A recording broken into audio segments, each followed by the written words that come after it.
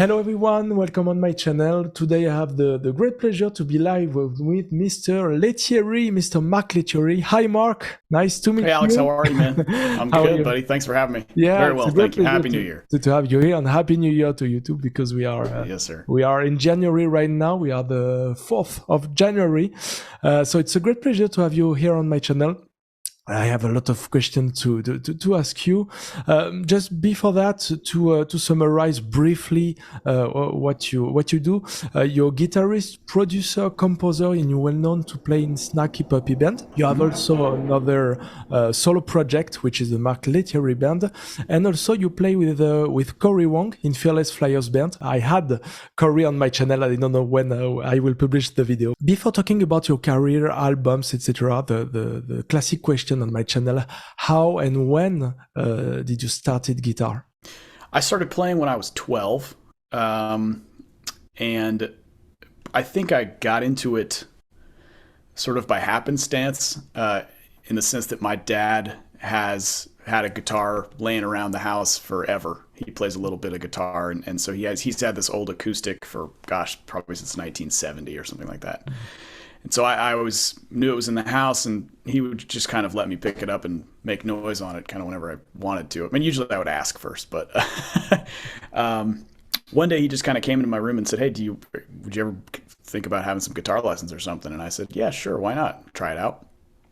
And so I had another friend at school whose mom played guitar and could teach a little bit, so she offered me some guitar lessons in exchange for my mom offering her son art lessons. My mom was an artist, so it was kind of this little swap.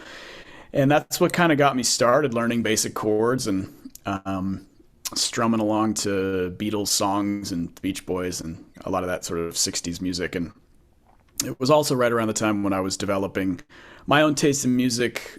This was the 90s, so grunge was pretty popular at the time. And so I had my favorite bands from that era that soon I was able to kind of, emulate and learn their songs as I progressed on the instrument. And I think pretty early on, I realized it was more than just like a fun hobby. I was really passionate about the instrument and about making music with it and playing with friends and starting bands. And, as I got a little bit better at it, I started making little recordings. And I mean, I don't know if my journey was any different than a lot of musicians coming up.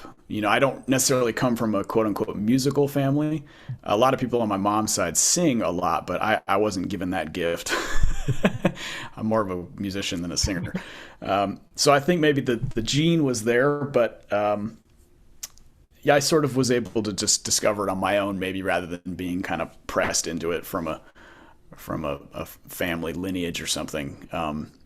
But it's been great. My parents have always been super supportive about what I do and helpful as best they can. And I mean, it slowly just progressed into a career. By the time I was 21, I was basically playing full-time professionally, essentially, just taking any gig I could with any sort of band or artist for any amount of money, which at that time was not a lot of money. But I wouldn't trade it for anything, man. That's just kind of how you pay your dues and start on the path. So Okay, and so you didn't take private courses except with the... Well, I had some teachers. Yeah, I had some like mentors. I had a study with a great teacher in high school, and he was, kind of like a local guitar teacher that would come to your house, just as you might find. But a really gifted player. His name was Gordon Kahn, and he was really challenging to me because at the time this was probably age 14 to 17. So I was really getting serious about technique and learning music theory and how music works. And a lot of my influences at the time were these very high level sort of virtuoso players. And I was like, well, I want to do that. How do I do that? And he said, well, you need to know your modes, And so he actually was a student of Joe Satriani's back when Joe Satriani used to teach in the San Francisco Bay Area, like in the late 70s, early 80s, whenever that was. So that was kind of cool having that kind of connection, but he really got me serious about getting better, and then I had another great teacher in college that I studied with, he was named Tom Burchill, who was a jazz instructor at the college, but taught me as like a sort of an elective course. So I wasn't in the jazz program at my university. I wasn't a music student. I was a student of, I studied marketing and communications in college.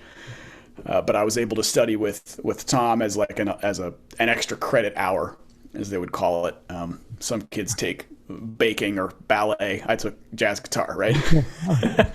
And he was really helpful, just in opening my mind to different chord shapes and harmony, more so than like becoming a jazz guitar player. Like I was interested in jazz harmony and a little bit of the playing, but I wasn't interested in being Wes Montgomery necessarily. But I wanted to just know more about that language, and so he was helpful in that regard. And then I've just been surrounded by a lot of great musicians and great friends that I've learned from just in life, so a little bit of everything for me. Yeah. You talked briefly about Josette Réagny. I think it's one of your influences, if I'm right. Yeah, sure. I wanted to know what are the other influences you have. You talked about your father. I guess you had a lot of influences coming from your father, I guess.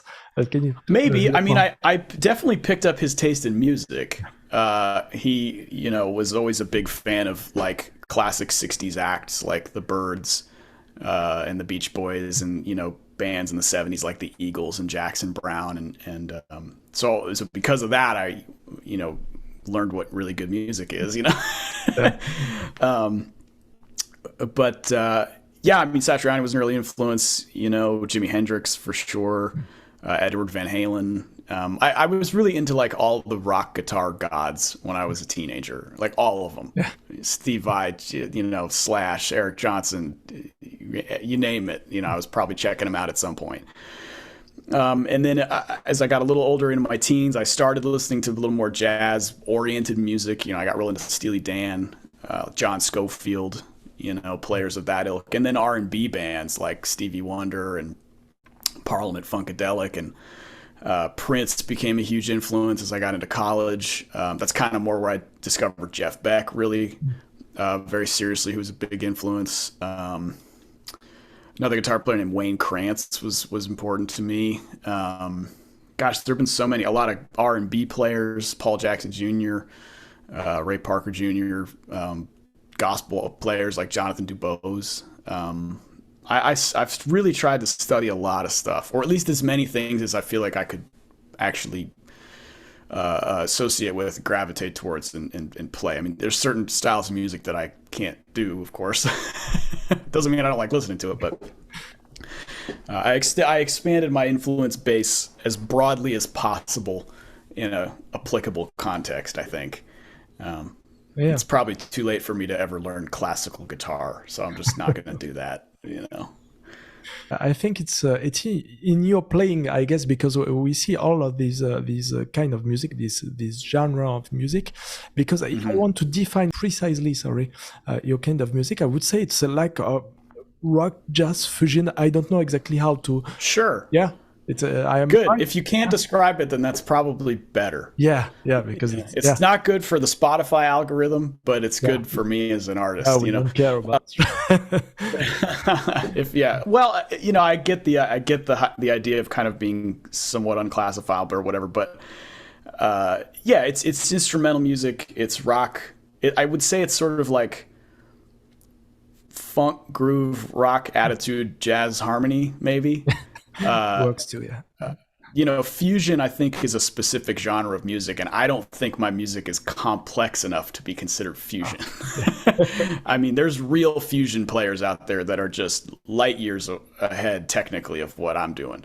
But I am a product of my influences, like I stated, so you can probably hear a lot of those artists in what I do. And so, that's kind of one of those things where when I sit down to write a record, I don't always think about much beyond, does this sound good? Do I, is this going to be a cool song? And then whatever kind of quote unquote genre that might fall into, I know at the end of the day, it's going to sound like me, because I try not to lose sight of that, whatever that is.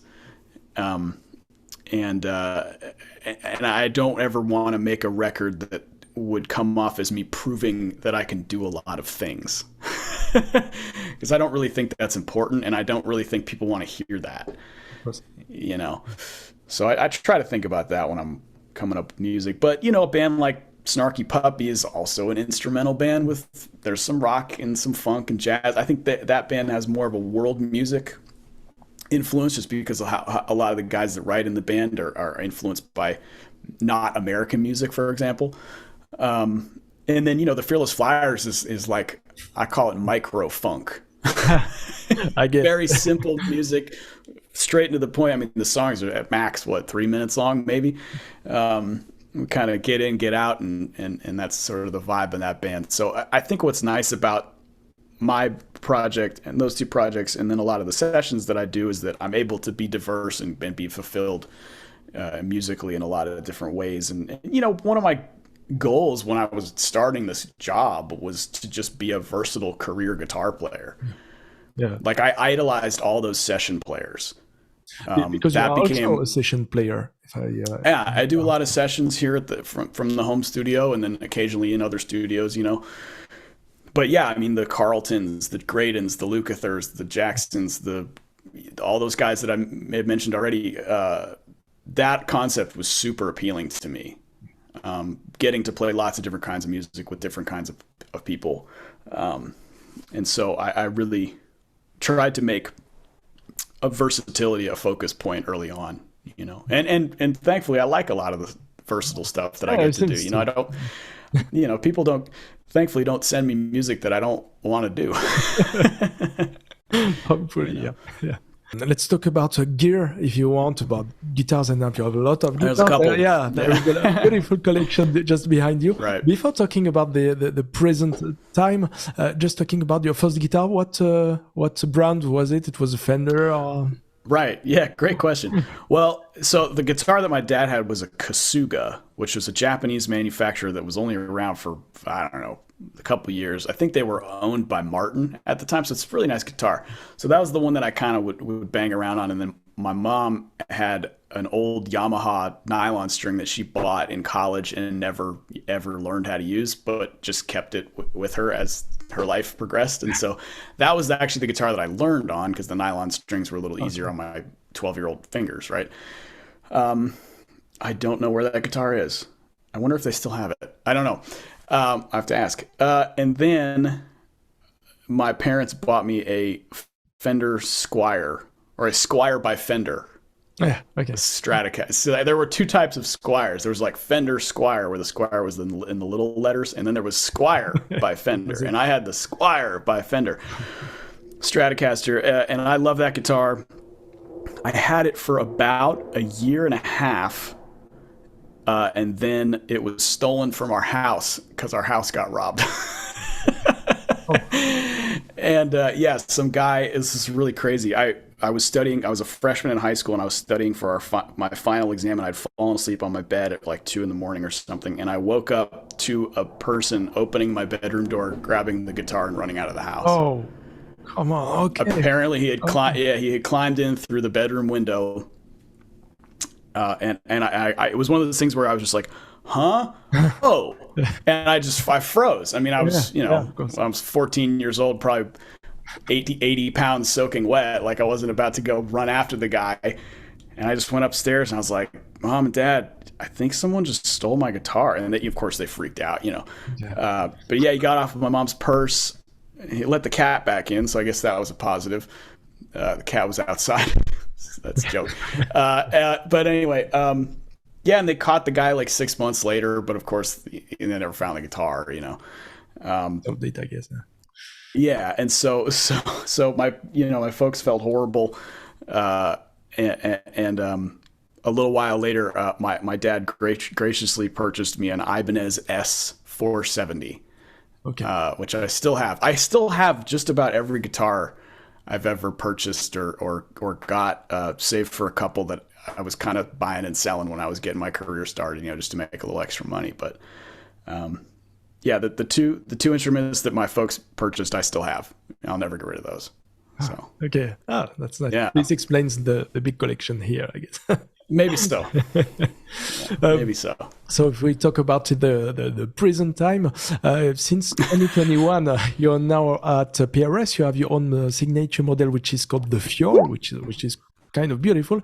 For information, I had also Paul on my channel. It was last year. It's so talented guy, and it was incredible. He's crazy. Yeah, he's awesome. Yeah. I wanted to know if you can explain what is the story behind the design of the Fiore model. I saw that the logo was made by your mother. That was quite interesting. If you want to talk about all of that. Sure. Yeah, man. Well, I guess if there's a trend where I've involved my family in a lot of my career, obviously, and of course, if I can give back to them in any way, like get my mom to design some stuff on the guitar, like I'm all about that. So she came up with the truss rod cover design, but the guitar came about back in 2019, I think, is when we started having the conversation. And I had been a PRS user prior to that. I was using, I still use it, but they're 594 models, which kind of replaced my Les Paul as a recording and performing tool. That was kind of the guitar that convinced me that I needed to give PRS a chance, because I was a Fender guy, and I had a couple other great guitars that I was playing a lot. And anyway, so they sent over the 594, really fell in love with it. We started up a great relationship. I learned a lot about the company, about how they operate, and it seemed like a really cool family to be part of. So when they said, hey, let's design something, we're thinking of kind of expanding our bolt-on neck line. They'd had a lot of success with the Silver Sky and kind of wanted to keep going down that road. So they said, why don't we put something together? And I said, of course. And so we started sketching stuff and looking at prior PRS designs and, listening to a lot of other instruments that I had that had been a big part of the sound in my head, and really just wanted to craft a guitar that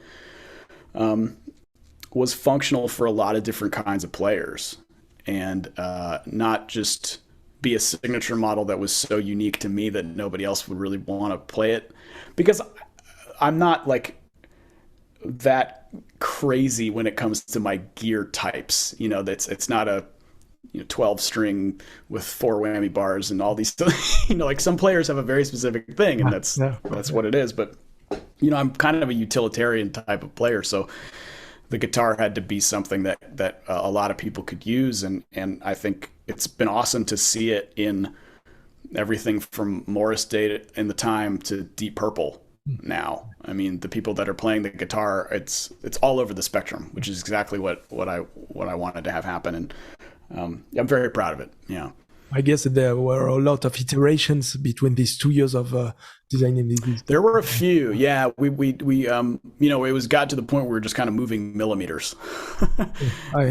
Shifting the body down just this much, or the neck this much, or this much, or the fret size here, or the little bit of extra treble on the pickup, or less treble, or whatever. A lot of the joke I like to make is a lot of trips back and forth to the post office, because I was shipping the guitars back all the time. A lot of this was done during the lockdown, so there wasn't a whole lot of time or able to meet up. We were kind of limited in that regard, but I mean, it's a culmination of a lot of my favorite instruments that I still love and play.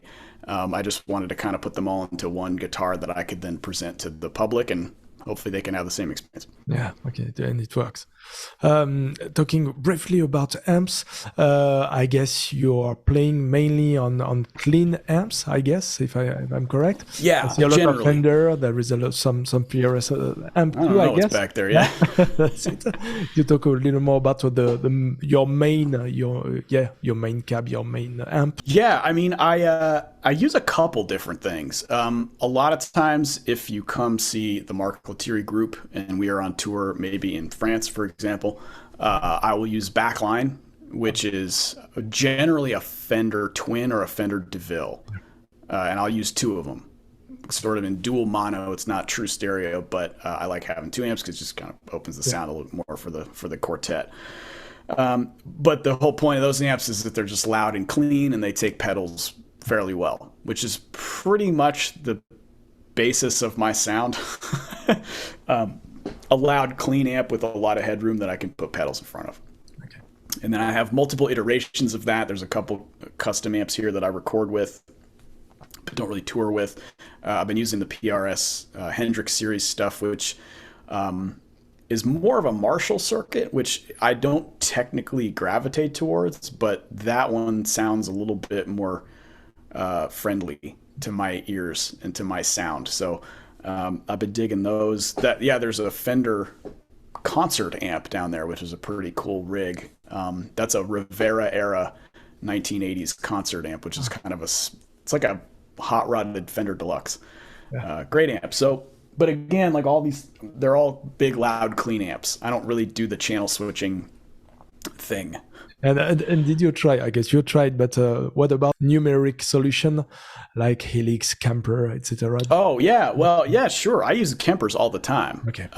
That's a real big part of my recording rig because I think that they sound great, they feel good, and they're just super convenient. So I will use the Kemper quite a bit. I don't play live with it because I like having a cabinet, etc. But and then I will use plugins from time to time. The Neural DSP stuff's been pretty cool. Been using their stuff. So, and it all kind of depends on the track and the type of music. I did an EP with my trio recently where I used an old Fender Princeton and a Pure 64 Mean Street, which is another big, loud, clean amp, and I ran them both in stereo to get a big room sound, which is just what I needed for that project. But then, like the baritone sessions, is all Kemper or plugins. Okay, because it's sort of more this kind of direct. Yeah, I didn't need to hear walls. Yeah. I didn't need to hear carpet and things like that in the recording. So I think they all have their place applicably. I'm not like a this versus that. One of these sucks and the other one does. It's like they all work. Yeah. Just depending on your process. Yeah. Okay. Mark, if you want, let's talk about your albums. So I just saw that you released 7 albums in total, and you have one of them which was Grammy nominated, which was a baritone session, Volume 2.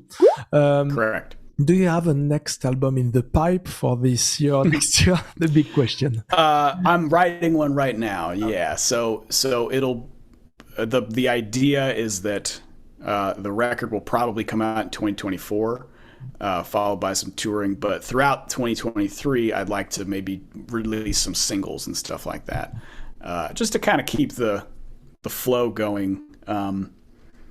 Sometimes I feel like I could be a little bit more productive with my creative time. And so I'm sort of holding myself to that, to like maybe put out a little bit more music, if I have time. But I need to make time. It's one of those catch-22s where it's like that artists are just in this sort of cyclical.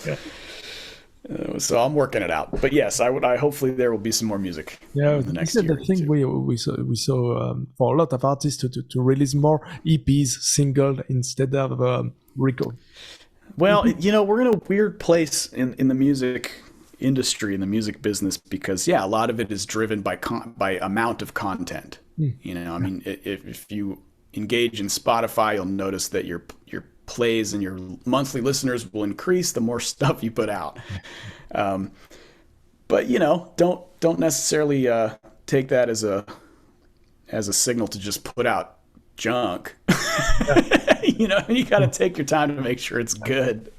So it's weird how we're kind of caught up in that, because a lot of times, in the old days, there would be more of a cycle. An artist would spend a bunch of time making a record, and then it would be this big event, and there'd be a tour. And I still kind of subscribe to that because it kind of works better with the way I'm creative. But I also understand the whole get it out there as much as you can.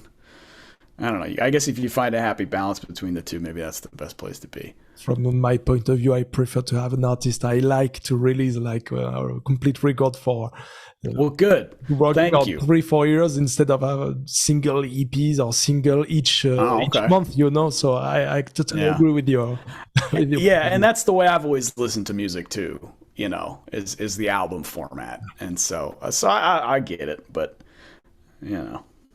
Hey man, as long as it's good, I don't care when it comes out. Yeah, you're right. You know what I mean? You're right. Yeah, of course. Yeah. I told previously that you're working with a lot of artists for your sessions, for your band, also with Corey Wong, for example. If you want to tell us your best memory for a collaboration, for example, if you have one in mind. Yeah. Wow, that's a great question. You know, it's funny. Every session has its special moments. I think some of the ones that really stood out were when Snarky Puppy was doing the Family Dinner Volume 2 album. I don't know if you're real familiar with that one. We recorded it I guess it was 2015. It was a while ago, but it was quite an experience because there were a lot of artists from all different styles, all different walks of life and cultures, and it was a real musical challenge for me to fit in with this stuff, you know, but also very fulfilling. And I got to record with like some heroes like Charlie Hunter and David Crosby, you know, and that was really pretty magical. But yeah, making Corey's record was really fun. Oh yeah, the songs that I did on Corey's record were really fun. I mean, got to play with Larry Carlton. That was really cool. I've done a number of videos for Vic Firth, the drumstick company, where they kind of brought in like a super band to back up a bunch of their drum artists. And I remember I got to play with like Steve Smith from Journey, which was really special. And I played on a song. This was pretty wild. I was in the studio with Kirk Franklin, the gospel artist, and he was producing a track for a re-release of a Jackson's album. You know, the Jacksons, Michael Jackson, Michael Tito. Yeah. They had a record. Yeah, they had a record that came out in 1980, I think, called Triumph. Yeah. And there was a song on it called Can You Feel It? And Kirk was tasked with remixing it for the like re-release 2021 expanded edition thing or whatever. And so we re-recorded the tune, blended in with the original vocals. Oh, okay. And so there was a part where I actually have a video of it. I should share it to Instagram. I think I can do that now because the record's already out. But it's my guitar parts just to a click and Michael's vocals. Yeah. Oh, okay. Like the original master take of the vocals. And I was like, whoa, this is pretty wild, you know? Yeah. So yeah, every now and then crazy stuff like that'll happen. And, you know, you try to remember it all because a lot of it just goes by pretty quick. Oh, it's really interesting, that part. Okay. Yeah. Talking about collaboration, do you have any collaboration you dreamed of to play with someone you love so much? Yeah. Well, I mean, I think the one that I always hoped for would happen would be Prince, but obviously that can't happen anymore. I've never played with Pino Palladino. He's one of my favorite bass players. I'd love to play with him. Or, you know, sort of like the whole D'Angelo kind of crew. Played with some of the guys individually, but not with the whole band. Yeah, I think that would be great. I mean, gosh, whoever. I'm not, you know, yeah, gosh, there's so many. I'd love to play with Bernard Purdy. He's one of my favorite drummers, you know.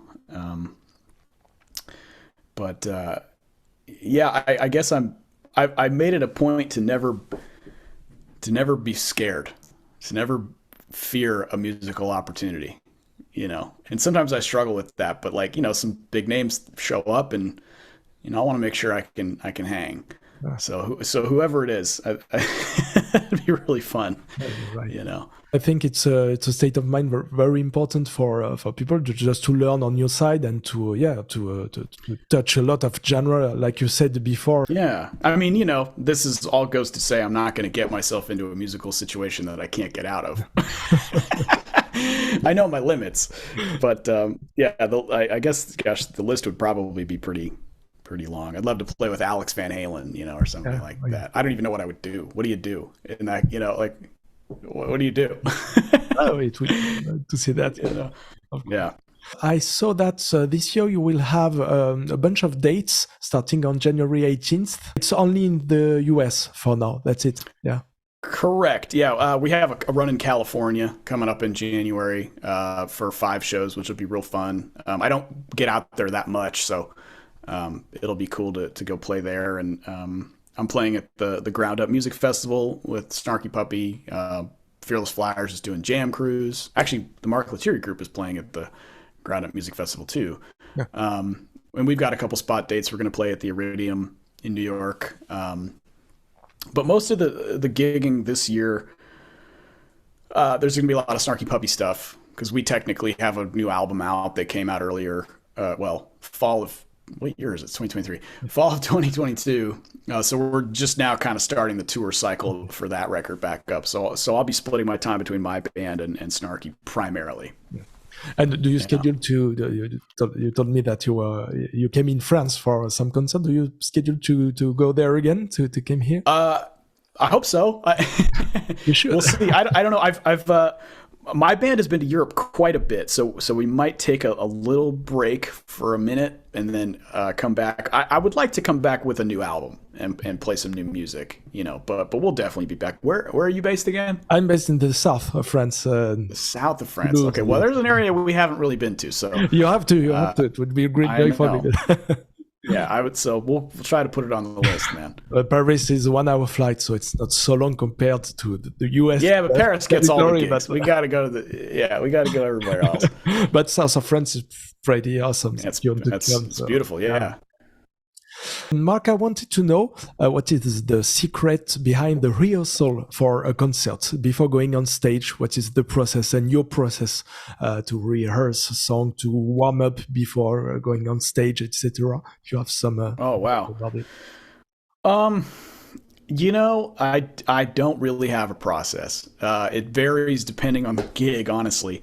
A lot of times, if it's my group that's on tour, I sometimes have to deal with some of the administrative stuff and logistical stuff just to make sure the gig is happening, that the merch is gonna go, and so sometimes my mindset isn't necessarily on that. It's helping my working with my tour manager to make sure everything's cool, and then before we go on, maybe I'll sit in the green room and just noodle for 10 minutes.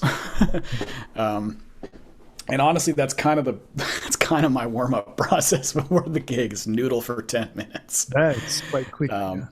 Yeah, I know. I mean, I don't necessarily always have the luxury of an hour to myself or whatever it is, or meditating. And I mean, I'll say a couple prayers just because I'm nervous and I don't want to blow it, but it's pretty quick. It's pretty haphazard. It's like, okay. Oh, we got to go on in 10 minutes. All right, noodle, and then we rock it. That's it. Okay. Yeah. I mean, with the Fearless Flyers, we're making sure our flight suits fit. You know what I mean? Yeah. So, yeah. Okay. If you have, I don't know if you have in mind the best, which is not a real word, but one of your best memories on stage, what was it? Yeah, great question, man. The playing Royal Albert Hall with Snarky Puppy was pretty amazing. Okay. Just because, that's one of those rooms that so iconic and I mean, Hendrix played there, you know what I mean? It's it's wild. So that was really special. Yeah, I mean, I guess it would be easy to maybe pick some of the bigger venues just because those are really cool bucket list places to play because of the sort of iconicness of all of them. But some of my favorite musical memories are probably even just jam sessions at, a bar in Dallas or something. Yeah. Where everyone just sounded really good. And we hit a vibe on something that, you want to sit in it for 2 hours. That kind of stuff is, I think I might not be able to just pinpoint a specific night, but there's been so much of that in my career that's where I draw from for inspiration, and anytime I think I don't want to do this anymore. I don't always necessarily think of like, well, there was that one time that you played at the giant Enormo Dome. It's like, yeah, but really it's about getting in with some folks you like to play with wherever and just sitting in something that feels really good, In the perfect mood and okay. Yeah, that's why we do it, for that feeling of like, this works. This is really fun. I saw. Okay. Yeah, so it remembers me one night. It was my biggest musical, I don't know to say that, memory, because it was really enjoyable. It was in Chicago in a bar. I don't remember the name of the bar, but it was like 1 hour or two just drinking, but with a real blues musician just in front of me. It was absolutely awesome. One of the best that's it was simple, very simple, but there is the mood. Yep. There was a mood, the perfect mood for that. So that's what it is, man. It's about creating that mood, and if you can share it with 10 people, great. If you can share it with 10,000, great. Yeah. At the end of the day, you still get the same feeling. Yeah. So let's move on to the composition process. What is yours when you compose a song? What things came first? Lyrics, a riff, idea in mind? I don't know how it works for you. It could be. Well, I don't write lyrics, thankfully. Yeah, of course. Yeah, there is no lyrics. Sorry about that. but I do sometimes think about, could somebody sing this melody or what have you, which I think is helpful. You never thought to add someone singing on your record? No, something. I have. Yeah, it's got to be the right situation. It'll happen at some point. I don't know. Yeah, I'm still sort of exploring how I want to approach that thing, but I think it'll happen at some point. I've been in plenty of bands with singers, so I have the experience of putting that together. It's just a matter of doing it.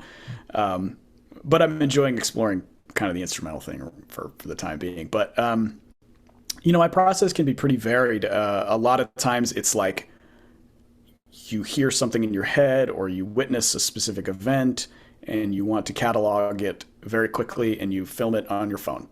And like you come up with this, you're like, this is cool. Okay, great. Film it so I don't forget this. And it's 30 seconds. Yeah. And a lot of times I will go look at all these 30-second ideas and try to put them in a bigger picture. Like, is this just a throwaway noodle, or is there something here that I can turn into something else? And I'll then kind of try to associate those little skittles, those little nuggets of tone or whatever, into something that maybe is not musical. Like, does this represent something not musical? How can I expand this idea to encompass this non-musical event, idea, thought, belief, whatever? Yeah. And so that's what I'm trying to do more of now, is be a little bit more conscious of like taking these ideas beyond just, hey, this sounds cool, to like, this sounds cool and it means this.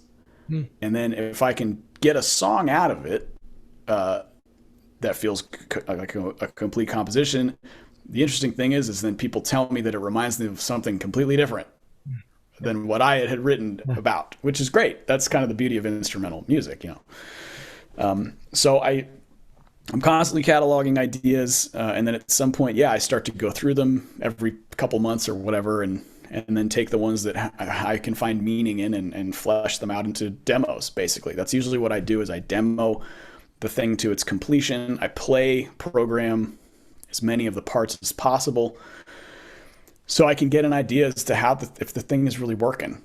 To have the whole picture of it before. Yeah, I like hearing all that stuff. I like hearing all the arrangements and the overdubs and whether it needs all that stuff. Maybe it doesn't. Maybe it's just a very simple thing. And then when it's time to record, depending on the project, I'll go into a studio and I give everyone a demo first and be like, here's what we got to do. Here are the parts that I would like replaced. Here are the parts that you can take liberties with. And I sort of produce it out that way. And then you end up with a song or a record, depending on how many you get done. And it seems that you worked a lot with in your home studio, I guess, because we're talking about ending tracks, etc. So I guess there's a lot of work here.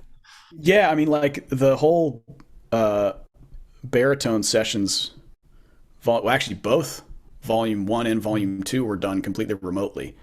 The only time any two musicians were in a room together was when I was producing Jason Thomas, on the drums, on the songs that he played drums on. because we went into a studio to do that. But everything else was emailed. Okay. And the players would either go to a studio and have someone engineer them, or they would engineer themselves at their home studios. And then they would send me the parts back. I would pick, choose, edit, copy, paste, collate, whatever, fax, and get it all together in the arrangement. Yeah. And you had made also the mix and the master? No. I had two mix engineers worked on. So basically, like the records like Spark and Echo, things of that nature, those were mixed by a guy named Joey Lomas.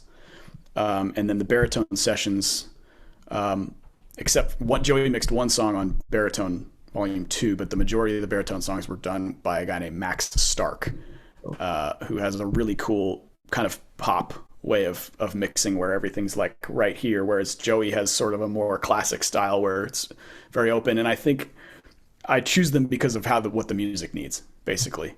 The baritone stuff is designed to just be right here. Everything's just pow, pow, pow. Whereas, an album like Fly Through It, my latest EP, is supposed to be big and luscious and warm and kind of expansed like that. So it's nice having a lot of guys that understand what I'm doing. Yeah. Okay. Yeah. Oh, last part of the interview, Mark, is about guitar technique. As I told you previously, it's a way to give us some advices from some artists and rename artists about our playing for us amateur guitarists. First question, classic question. I think you will say that you haven't known, but what is your daily practice routine on the guitar? I don't have one. Okay. I think, a lot of my daily music time is spent polishing the gears that make the music machine that I've established for myself continue. Okay. And if you are your own artist, you run your own group, et cetera, so much time is spent making sure that, just down to the minor details of like, did we rent a keyboard stool for the gig in Paris? Stuff like that, do the flights land in enough time for us to pick up the rental car so that we can drive to the hotel so that we can check in? Oh wait, maybe we can get an early check-in. Well, maybe we can get a later check. These are the kind of things that I deal with every day with my manager, and I'm calling him all the time being like, hey, but wait, okay, if we stay at this hotel, then it's a 3-hour drive, but we got to get the, okay. I haven't picked up a guitar today. Like, you know what I mean? And so I have to kind of be mindful about making sure that stuff gets done, but then saving time to be creative and practice. And thankfully I'm playing so much that I'm kind of always practicing because I'm always playing. And like you were asking about doing recordings here, I do a lot of recordings here, which kind of ends up being practice time in a sense. Now, I don't waste people's time. If they ask for the track by tomorrow, they'll get it by tomorrow, but I will take my time and make sure the stuff sounds really great. And maybe there's a solo section that has kind of some interesting changes. I'll use that to practice, before I get a good take for that. Yeah. Okay. So you find little ways to kind of get it in. Lately I've been writing again, so that's kind of been practice. Yeah. That was making sure that I'm able to, get out the sounds and techniques that I hear in my head. So, but no, I wish I could say, yes, from 8 to 10 in the morning, I work on my melodic minor scales at 300 BPM, and then I transcribe 4 Wayne Shorter solos. It's like, no, that ain't happening. Okay, I see that. Okay. Let's talk about the rhythm now. You have an incredible sense of rhythm. Everyone knows that. If you want to give us some advice on, for example, for myself, I need to work on my rhythm part and on my rhythm skills. Which would be the best advice you can give us to be better in rhythm and to work on that? Sure. You can always transcribe. I would say always be trying to transcribe stuff. Even if it's not exactly right, if it's close enough, then maybe you'll find your own sound in that. But then that goes with rhythm guitar parts. I think, I should say this. Transcribing rhythm parts, I think, should be as specific as possible. Transcribing lead parts, whatever. You find your own way. But like the thing about rhythm guitar parts is like, if there's a point, there's a reason why it was played that way, because it fits in with the whole spectrum of the groove. And I think that's something to really keep in mind of when you are practicing and coming up with rhythm parts, is like, how is this fitting in the grand spectrum of all the other instruments? Don't think necessarily as a guitar player, think as a producer, right? Like, you might not need to play all that. You might just need to play this. You know what I'm saying? And that's okay to do less, right? I would always encourage people to play with other people as best as possible, as much as you can. All the great guitar players that we love, you know, whether they're heroes or just like our peers, like, they all played 1,000 gigs with 1,000 people.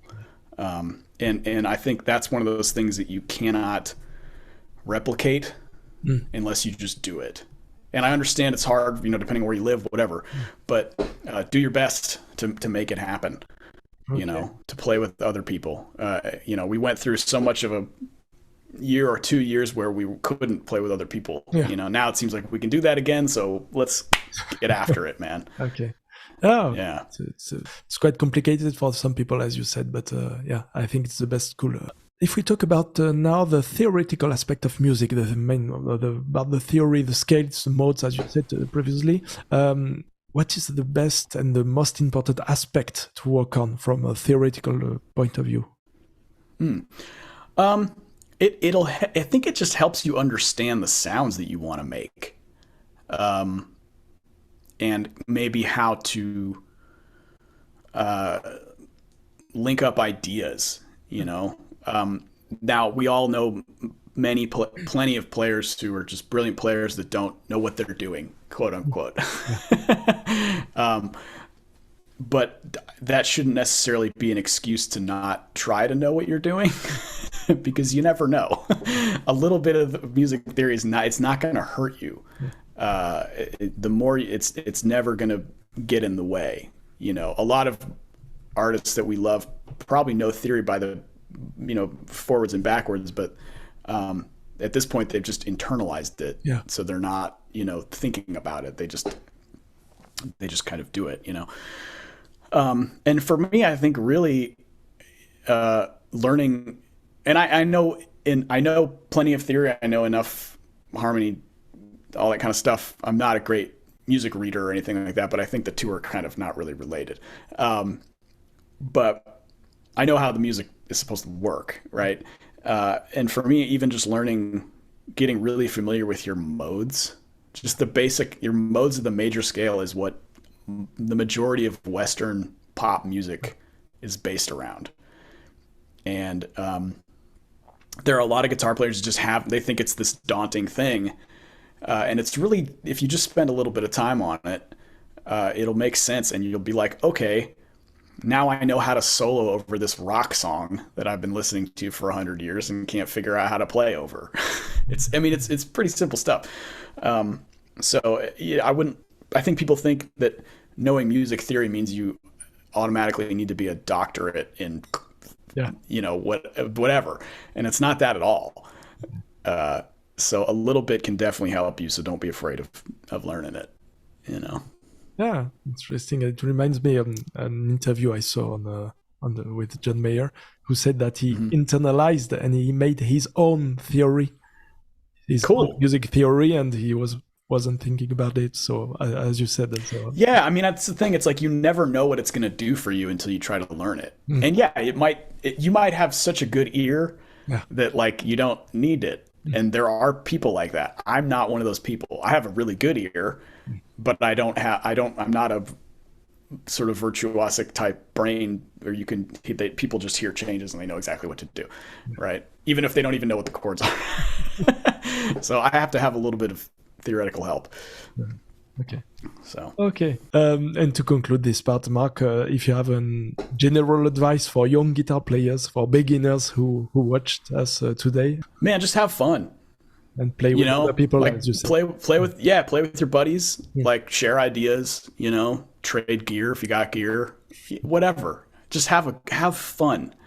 You know, don't even think about being as good as the person you saw on Instagram or whatever it is. Like, that shit's meaningless. you know, just have, like, when you're starting out, just have a good time, you know, enjoy learning tunes, enjoy meeting people through music, try writing songs, but just make sure you're having a good time doing it, because you'll just want to keep doing it more if it brings you joy.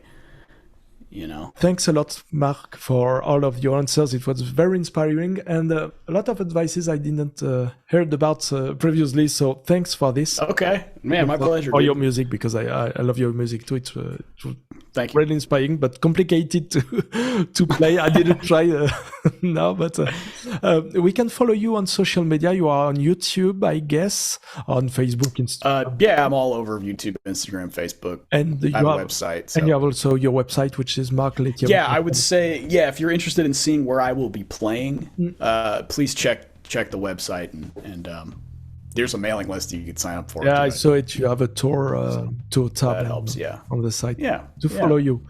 In hoping to see you here in France.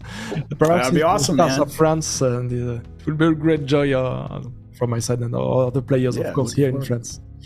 Cool, Thanks a lot, Mark, for your time and your kindness. It was an honor to have you here. Feel free to come back when you want, of course. And I wish you again a Happy New Year, and the best wishes for your tour. Thanks, Alex. All the best, man. Appreciate it. Thanks a lot. Goodbye, Mark. See you. All right, bye-bye. Bye.